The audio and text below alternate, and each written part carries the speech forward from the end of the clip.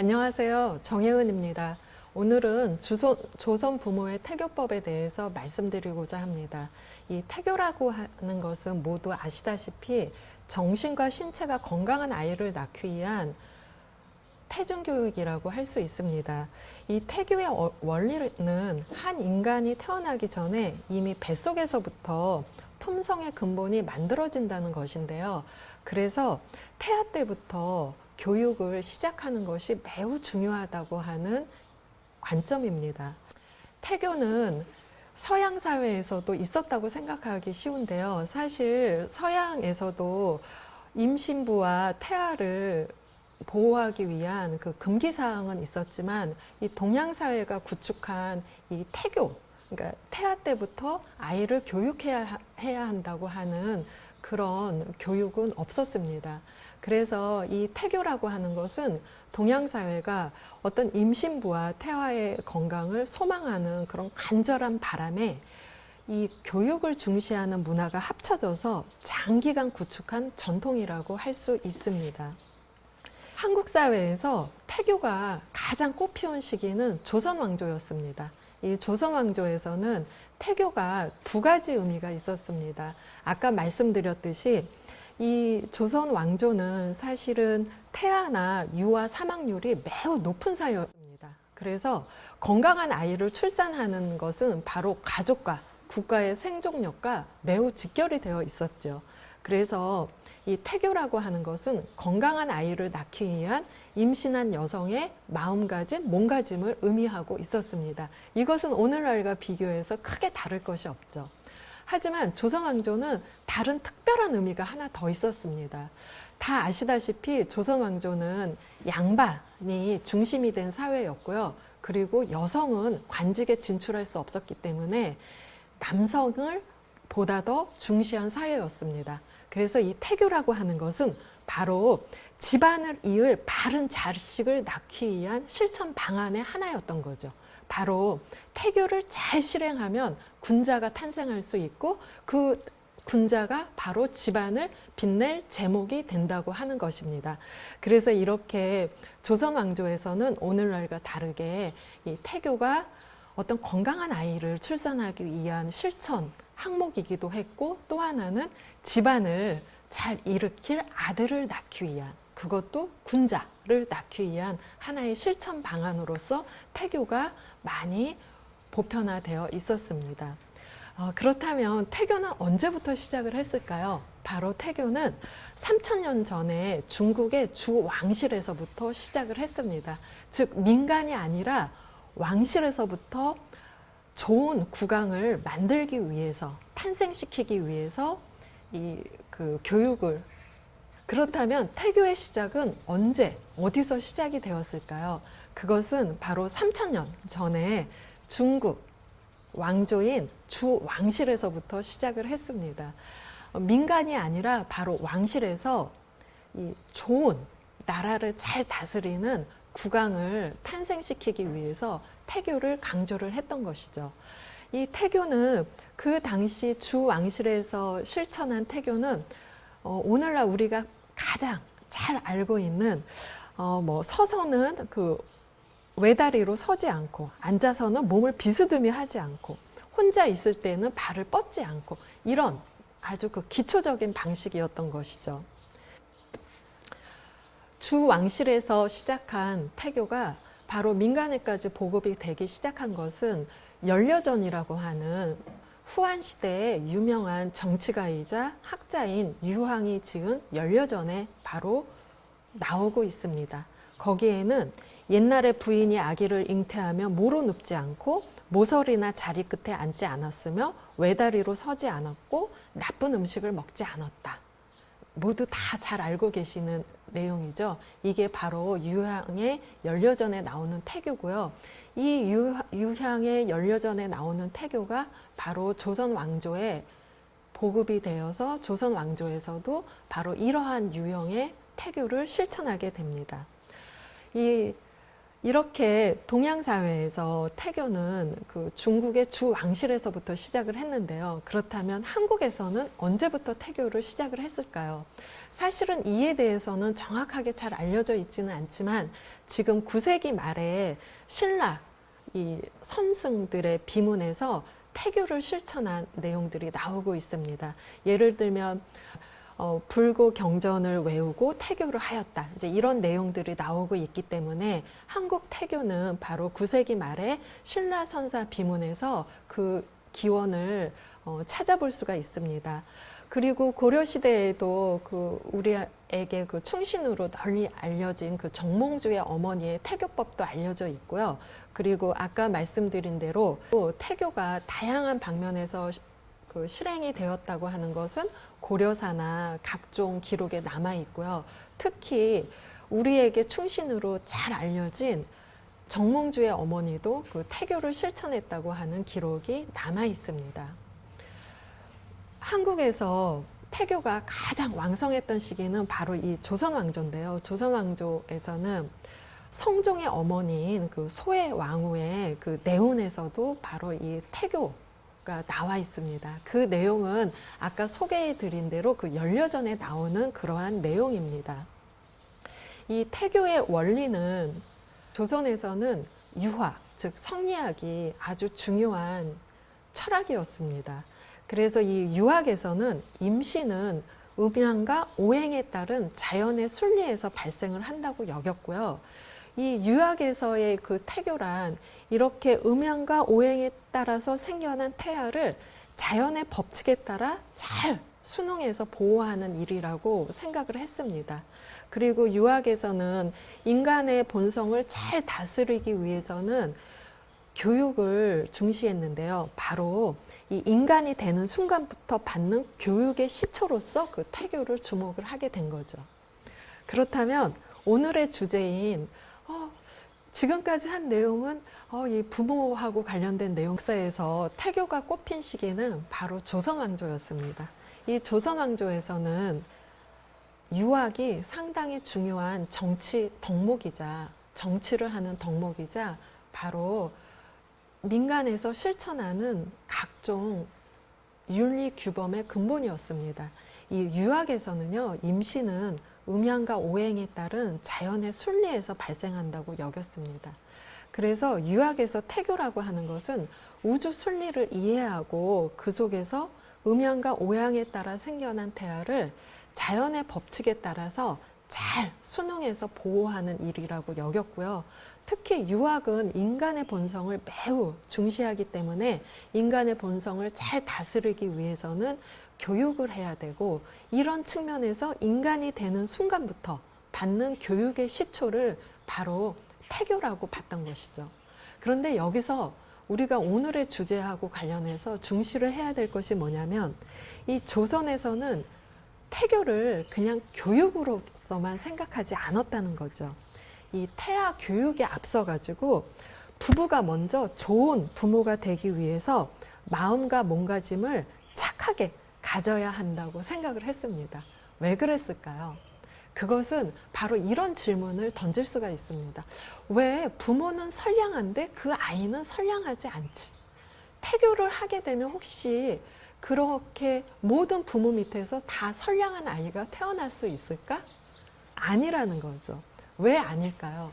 들은요, 부모의 유전자 위에 어떤 다른 요소들이 바로 인간을 태어나게 한다는 거죠. 인간의 성품을 형성하게 한다는 거죠.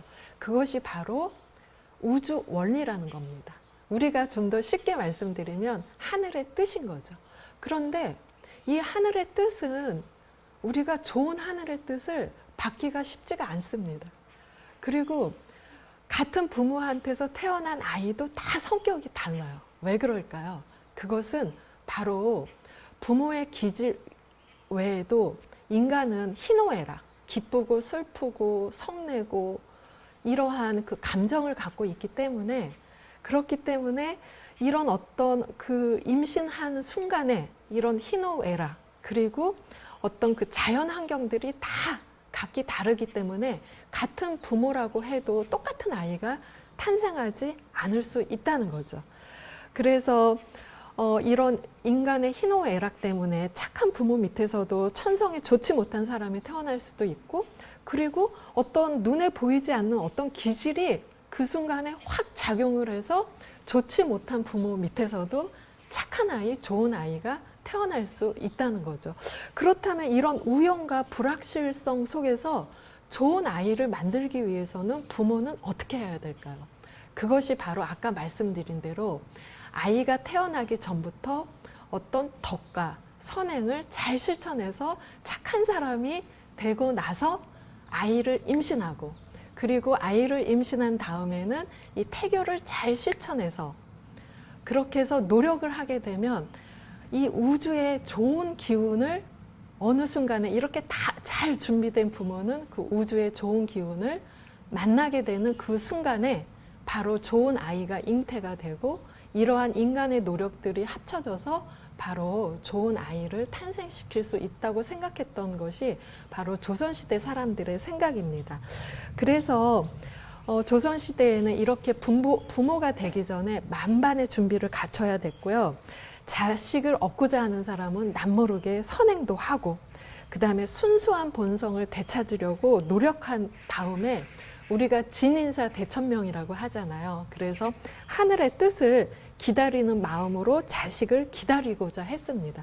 그래서 저는 태교라고 하는 것은 태아 교육을 넘어서서 부모와 자녀 모두 착한 인간성을 갖기 위한 저는 운동이 바로 태교라고 생각을 합니다.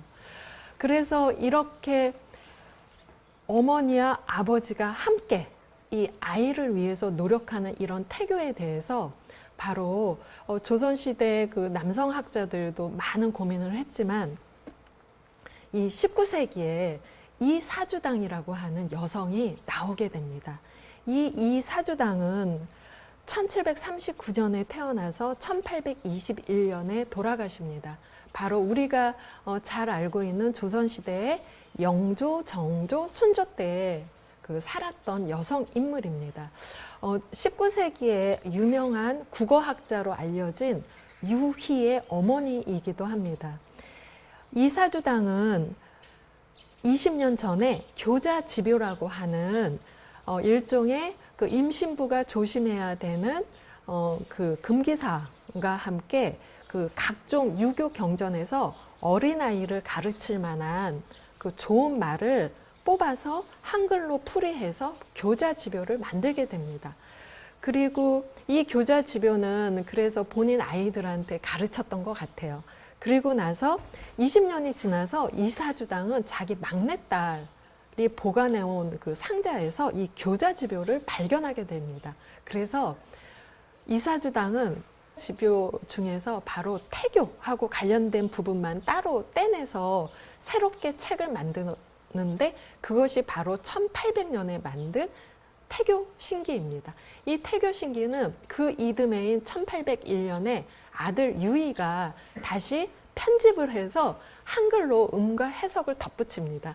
이 사주당은 교자집요는 한글로 만들었지만 태교신기는 한자로 저술을 하게 되고, 그것을 아들 유희가 뒷부분에 한글로 따로 음과 해석을 덧붙이게 됩니다.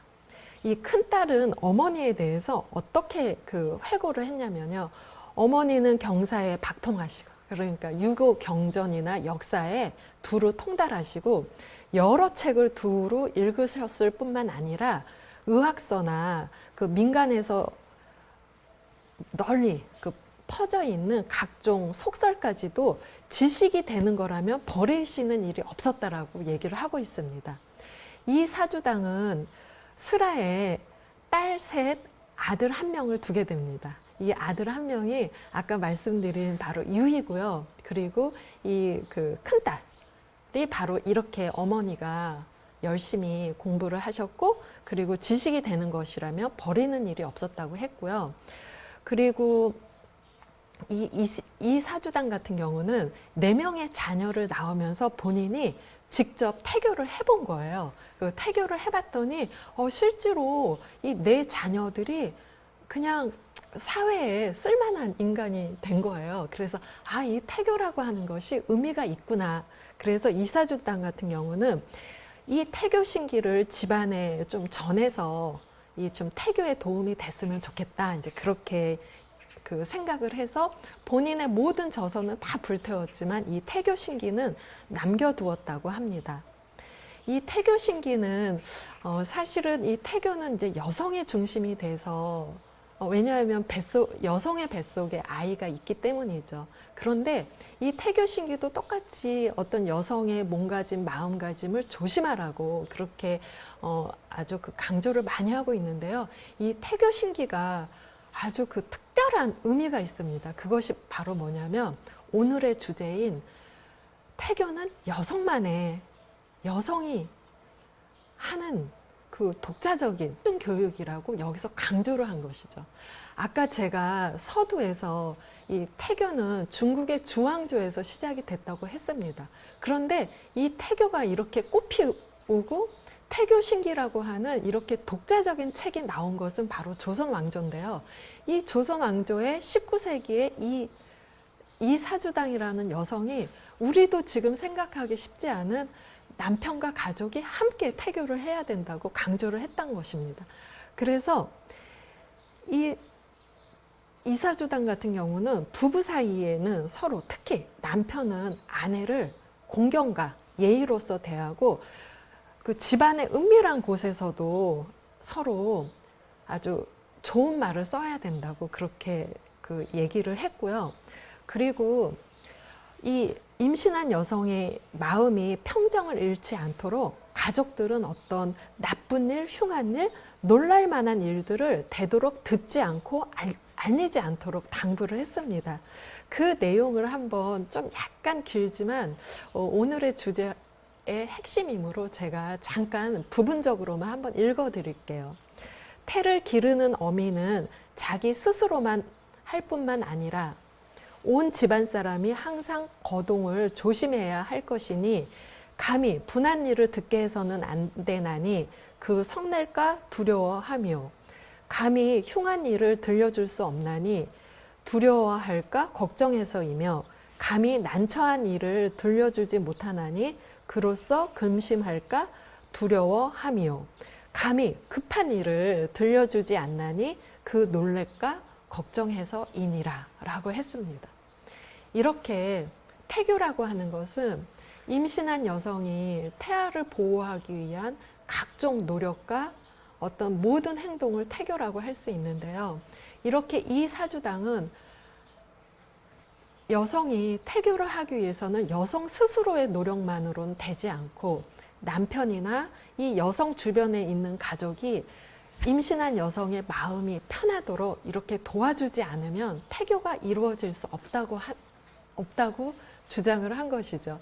그래서 이렇게 조선시대의 이 부모의 태교라고 하는 것은 어머니의 어떤 그 태중 교육도 중요하지만 임신 전부터 부부가 같이 선행을 쌓아서 좋은 일을 하고 그리고 이렇게 부모가 되기 위한 그 준비를 한 다음에 임신을 하고 나서는 이렇게 어머니와 아버지 그리고 주변에 있는 가족들이 함께 태교를 할 때만이 바로 착한 아이, 좋은 아이가 탄생할 수 있다고 여겼던 것이 바로 조선시대의 부모의 태교법이었습니다. 이상으로 오늘 그 조선 부모의 태교법을 소개해 드렸습니다. 조선시대 태교법, 부모의 태교법은 좋은 인간성, 임신하기 전부터 그리고 임신하고 나서 그리고 출산하고 나서도 좋은 인간성을 아버지와 어머니가 함께 유지하고 실천하는 것을 가장 중요한 태교의 덕목으로 보았습니다. 이렇기 때문에 태교는 태중 교육뿐만이 아니라 바로 올바른 인간성을 끝까지 유지하기 위한 어떤 하나의 운동이라고 저는 생각을 하고 있습니다. 이상으로 저의 이야기를 들어주셔서 감사드립니다. 고맙습니다.